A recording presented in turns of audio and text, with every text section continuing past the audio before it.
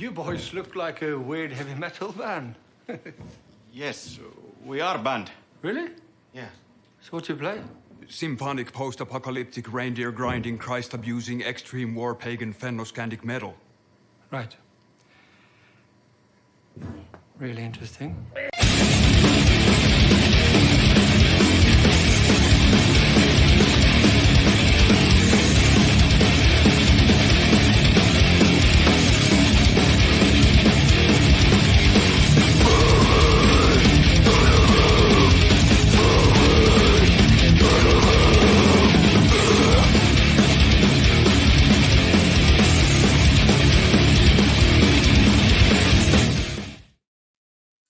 What up, everyone? DJ Nubis here with you on the Metal Time Radio podcast with another Metalhead box unboxing. And like I said last time, I wasn't sure if I'd get any more, but NECA believes that I guess they were behind initially because I did stop my subscription, not because I hated anything. I actually love Metalhead box. I would recommend it to anybody that loves like metal and likes getting vinyl, cassettes, CDs, patches, pins, shirts.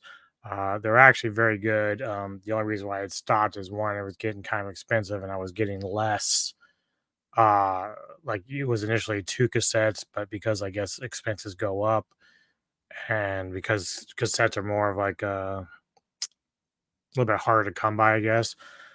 So they had to cut back down to 1, but I just didn't feel like it was worth the price anymore for that. So I may end up going back, but might just switch over to CDs or something. The only problem is you start collecting a lot of CDs from stuff that you may not care about. Like I had like over 2,000 CDs probably like 10 years ago. I ended up selling a lot of them that I just didn't listen to or thought there's only a couple good tracks. So I really just concentrated on keeping CDs that I really love. And same with vinyl. Like when I go out and get vinyl, it's just stuff that I know is like perfect records. With cassettes, I treated it a little bit differently because they're a little bit more rare and collecting them is a bit more of a thing. Like I don't play them really. I just collect them. I do have them. Stuff that I've had from when I was a kid till just stuff I was getting through Metalhead box. So from that perspective, it's just stuff that it's really more of a collector's type thing on that front.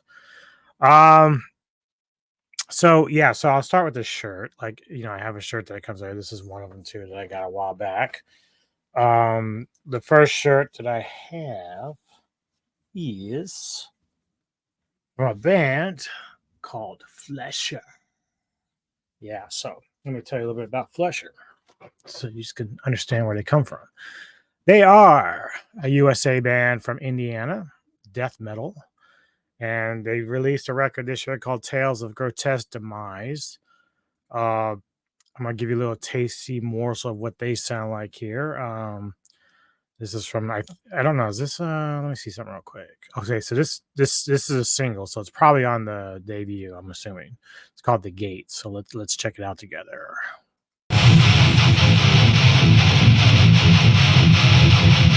Crunchy.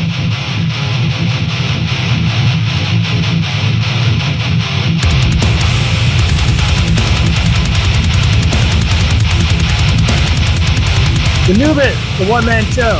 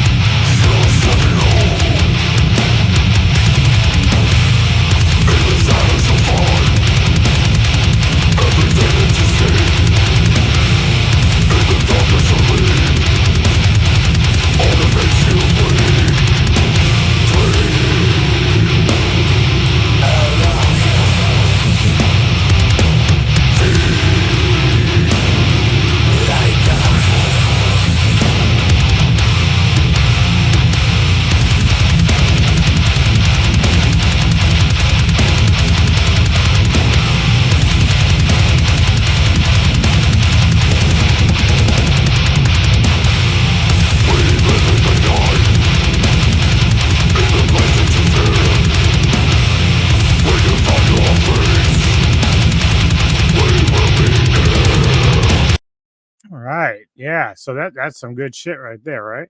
Fucking amazing. So that's Flesher at USA there. Now I got a patch and a pin. Now one thing that's cool about Metalhead box right now is you can get random stuff, so random pins, random patches. But lately, probably like the last 5 or 6 times that I've gotten Metalhead box, the patches have been like tributes to fallen musicians that have passed away and passed on, whether years ago or even more recent. But like the last patch I got was with Chuck Schilder with a collage or a mixture of him and Scream Buddy Glore cover art. This time we got a tribute to the late great Paul Bailoff, and he was the former singer of Exodus. Now, I've said on record, I've never been a fan of Bailoff's vocal work. Bonded by Blood musically is amazing. Like, it's a great record. And a lot of people hold that in high regard. I'm more of a pleasures of the flesh kind of guy, but and I also prefer Steve Zuza's vocals over Paul's. But I do know from footage that I've seen, because I never got to see them. I never saw Exodus at all, in fact. But oh no, I did. I did see Exodus in '90 when they toured with Pantera and Suicidal Tendencies. But I saw footage from earlier when Bonded by Blood, when like that whole scene was breaking out, and Paul was known to be a big party animal and a great frontman in terms of like engaging with the audience. He was just crazy as fuck, and people really gravitated towards him, especially other musicians. The guys in Metallica talk about it, Testament talks about it, and so on.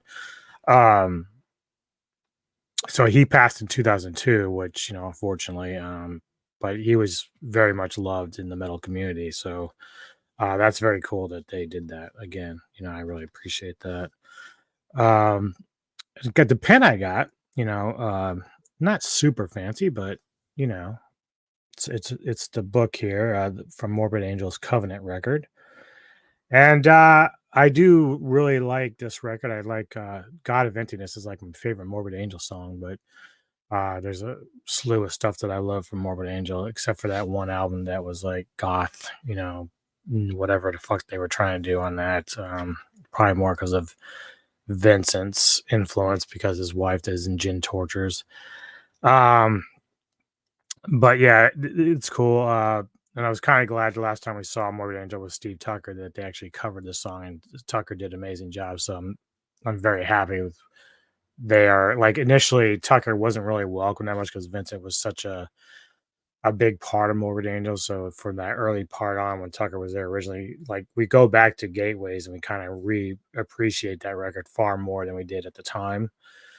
But now like that Tucker's back, and like I'm very happy with his work with Morbid Angel, and so I'm hoping he stays there the rest of the time that the band is in existence. All right, so the cassette I got this time, it's a band I've heard of but not really listened to. Same with Flesher. I didn't really heard them before, so I'll have to check out their material. The cassette I got is Blood Oath. Let's see if I can get that. And the record, if I can fix, I don't know, it's probably just a little too hard to see, but it is called Lost in an Eternal Silence. And so, where are these guys from here? They're from Chile, play death metal, of course. And of course, this is their debut. They've had like some demo work and an EP in 2017. So it's been a while, but this is their debut record. And so we're going to play a little bit from that. Let me see what track I chose here for this. It's called Sanctuary of Souls. So let's give this a whirl.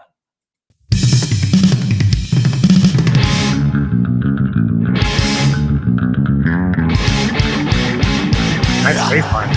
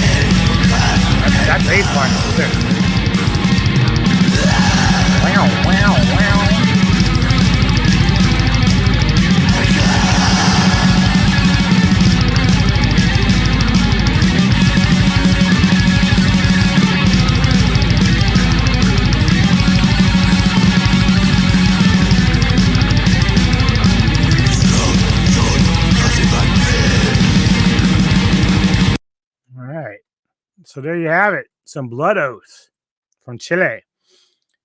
So yeah, I'm pretty pleased. I really dug this. I'm going to listen to a little bit more of that. I think both those releases are 2023, so I may have already like either listened to it or had it come across my desk. The problem is every year, like right now, as I go through promo stuff that comes through my desk and do my top fives, and I go when I go to work during the week, I'm listening to these records. So I'm trying to get through them, but like last year, by the end of the year, like there was so much stuff that I didn't get to, like I just kind of set it to the side. But you know, occasionally when you come back to something, you're like, oh, I might have missed this, and so I have to go back and check it out in full and see how I feel about it.